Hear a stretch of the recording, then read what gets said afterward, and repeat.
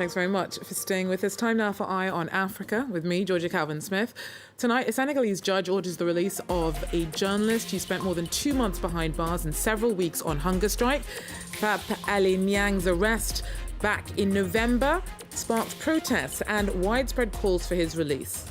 Also, tensions ratchet up further between Kigali and Kinshasa after Rwanda's president says that his country can no longer continue to welcome Congolese refugees.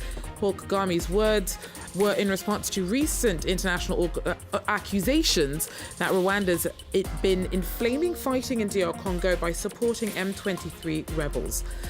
And a training centre in Khartoum is a rare haven for Sudan's female martial artists. It opened up after the fall of former dictator Omar Bashir in 2019. But now some fear that contemporary political instability could threaten their practice. But first, Senegalese journalist and government critic Pape Ale Niang has been released from detention after an almost 3-week-long hunger strike. He was first arrested in November before being re-arrested last month. He faces charges of disclosing confidential government information. Pape Ale Niang's arrest sparked protests and concerns of an erosion of press freedoms in a country usually known for its democratic stability. Sam Bradpeace has more. Journalists and rights defenders are delighted at the news of Pape Ale Niang's release. Mr. Niang's lawyer told me over the phone just last week that he was seriously concerned about the health of his client, who had been on hunger strike since December 20th at protest at his arrest. Mr. Niang is a well-known investigative journalist here in Senegal. He's also well known as a critic of the government. He was initially arrested after sharing confidential documents related to a court case against Ousmane Sonko, an opposition figurehead. Many viewed his arrest as evidence of a wider crackdown on civil liberties under the leadership of Senegalese President Macky Sall. Mr. Niang is still yet to be formally sentenced, so he could, in theory, end up back in prison. Sam Bradpeace there for us. Now, Ugandan judges have ruled that part of a controversial internet law that prohibited people from using electronic communication to, quote, disturb the peace of others is unconstitutional. Rights groups had accused the government of President Yoweri Museveni of using the law to crack down on opposition figures and have welcomed the ruling. Punishment for offenders ranged from a fine to a jail term. Writer Kakwenza Rukibirisha and the academic Stella Nyanzi were amongst some activists who were either charged or convicted under the law. An events promoter and a club MC have been granted bail in Uganda in connection to a New Year's Eve stampede in which 10 people were killed. Promoter Abby Musinguzi, known as Abitex, and MC Elvis Francis Juko were charged over the crush at the shopping mall in Kampala in which 10 people were killed. Juko's accused of triggering the crush by encouraging partygoers to head towards a narrow passage to watch fireworks. Meanwhile, other organisers are believed to have ordered other crucial exits shut at the overcrowded venue. In the Gambia, thousands of people turned out on Tuesday to the state funeral of a pro-democracy activist 9 years after he died in custody. Solo Sandeng was a victim of former dictator Yahya Jammeh's brutal 22-year rule. Sandeng was 57 when he was killed in detention in April 2016 after having organised a protest against Jammeh. Last year, 6 of Jammeh's intelligence operatives were convicted of the murder. Sandeg's death sparked a wave of protests that ramped up to Jammeh's electoral defeat in December of 2016. Now, tensions have ratcheted up further between Kigali and Kinshasa after Rwanda's president this week said that his country could not continue to welcome Congolese refugees. Paul Kagame's words to Parliament were in response to recent accusations from the UN and several European and Western states that Rwanda has inflamed fighting in DR Congo by supporting M23 rebels fighting in its east.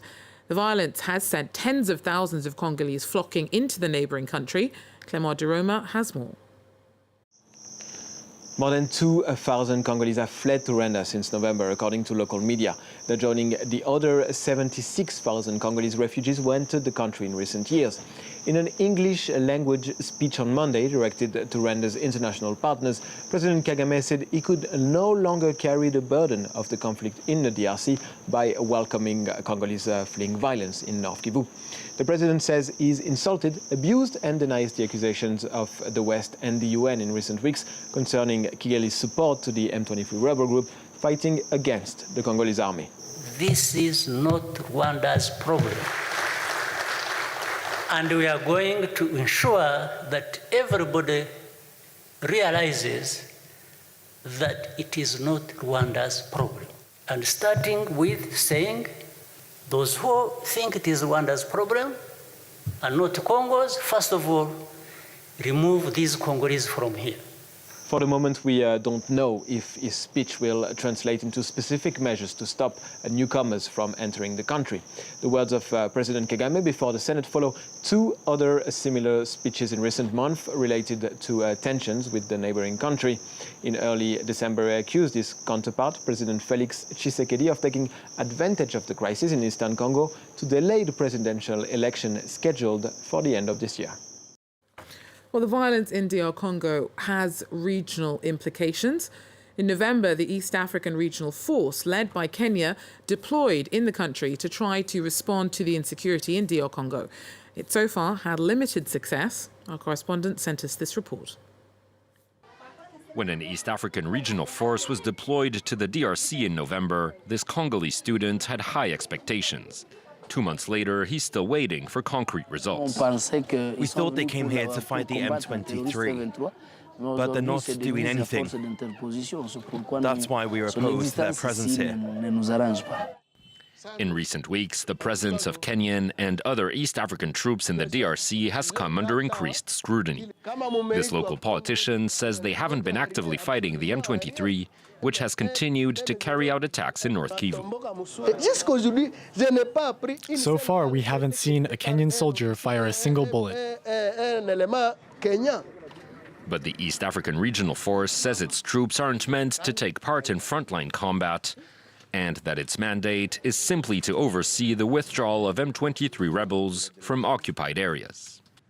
We were in Kimbumba in December, and now we are in Rumangambo. Is that what you call inefficient? Yet not everyone is convinced. This local militia says the M23 hasn't fully retreated. This is a warning to Kenyan troops. You're playing into the hands of the enemy. You announced the departure of M23 rebels and called on the population to return to their villages, but we can see on the ground that the M23 is still there. The deployment of East African troops to the DRC was meant to reassure the population in North Kivu, but so far, locals largely remain skeptical of their presence. And finally, we head to the Khartoum Training Centre, where Sudan's female martial artists limber up. The Mukatel Training Centre is a haven for champions in a range of disciplines. Some fear, though, that the country's political instability could threaten their practice. Our team has more. 4 years ago, this scene would have been impossible. This women-only martial arts class opened in 2019 after the fall of Omar al-Bashir. They train under the guidance of one of the first female Muay Thai coaches in Sudan. When our head instructor created this gym, he realized that there aren't any places for women to feel safe. Martial arts gyms here are basically for men.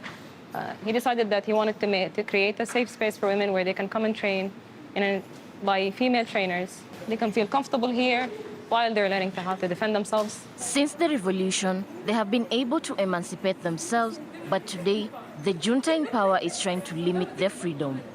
A community police force has been established and illegal arrests are on the rise. These women cannot imagine a possible return to the past. Women have been more open and have been demanding that they get to do what men get to do. So there's been kind of like a movement to encourage women to do sports, and like women have been supporting each other and encouraging each other to do these kinds of things, to go out and do what they want, to do what they love. Miriam is a rising star. In 2021, she came in third at the African Championship, making her country and parents proud. Her mother is opposed to violent sports, but her father immediately supported her, as he sees this as a step forward after 3 decades of oppression against women. Unfortunately, when the Islamists came to power, they wanted to separate girls from boys. Before, we were more mixed. We were an open society. We did all the sports together. For Miriam's friends, the practice of martial arts helps to change mentalities. We know that Sudanese society is not open and fights against new ideas, but we always find a way to get our message across or present it in a way that is acceptable to society. Women have been active in the revolution, but they must continue to fight to hold on to these acquired freedoms, which are still fragile. Well, that's it for Eye in Africa for now. Thanks for joining us. Do so again. Take care.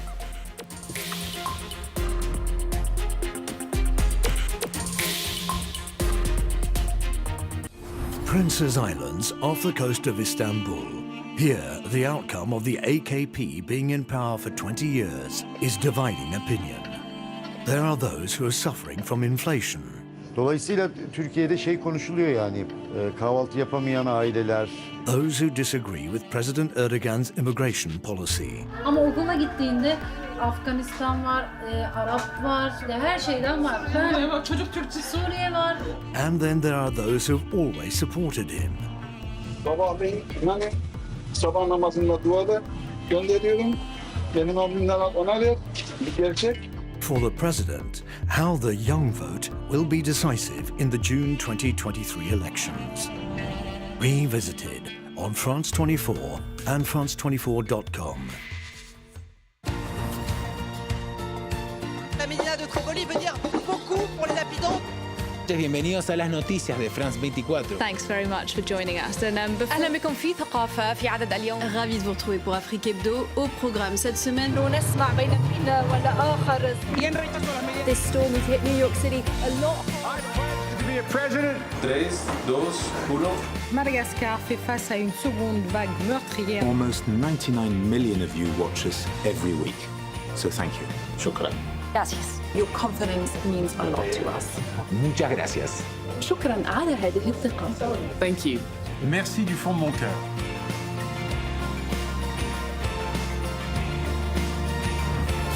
Liberté, égalité, actualité.